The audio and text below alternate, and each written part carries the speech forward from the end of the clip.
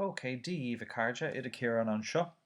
Okay, agus muid sa bhaile tá sé teach an cín go mbíonn fadhbanna ag cúpla sibse leis an Aip OneNote, agus sibse ag úsáid an OneNote ar an iPad nó ar an ríomhaire. So sa físeán seo ba bhfuil an dul tríd na céimeanna a bhaine le OneNote a oscailt i bailí eile muna bhfuil an app ag obair dit. So, tá an app go mar an ríomhaire seo, ach béidir nach bhfuil sé ag obair domaniu. Béidir go bhfuil sé ag tógáil an umarcha am chun sync i dhéanamh ar an app, agus nach bhfuil an tam sin a gom. Tá bailí timpeall agus is féidir am dul tríd na céimeanna seo a leanas má tá tú ar an laptop cosú lumsa nó má tá tú ar an iPad cosú le cúpla sibse. Tá na céimeanna mar an ggéine. So, tá muid ag tógáil é nach bhfuil an app seo ag obair, agus sin ceart go leor. Béidir go bhfuil an sync ag tarlú faoi láthair agus níl an tam a gom mar tá an rang ag tosú. In nonad an app úsáid agus tú ar an ríomhaire nó ar de phone nó ar an iPad, buin úsáid as browsálaí idir líne, so sin an internet browser. So ar mo ríomhaire tá Firefox agus Chrome a gom. Now fóiríar níl Microsoft Edge ro ionach má tá sin agat agus níl Safari ionach wa má tá sin agat, ach má tá Chrome agat mullam Chrome dit. So oscail Chrome agus té go dtí suíomh idirlín na scoile. Now ná chur seach www. Mar de cúiseag an níos clíonn sé orinthe ó thaobh security.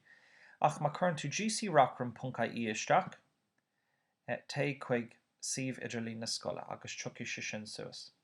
Tá muid ceart go leor leis an nGaeilge. Now, tá na trí nás cúsan seo, VSware, líne agus an sin ifig 365. So má brúmar ifig 365, os glóí sé an cúntas 365 a buineann leis an scoil. Ok, tá muid chun an CAO. Chuir mé an ríomhos scoile isteach I dosach. An sin brúi mé ar next. Agus an sin má pásachail, focail fearra. Agus brúim ar seach. Níl mé géirí fannacht an sin. Agus osclói Office. Agus nuair osclaíonn Office bé sé cosúil leis an landing site seo. Agus tám chun OneNote á ránú.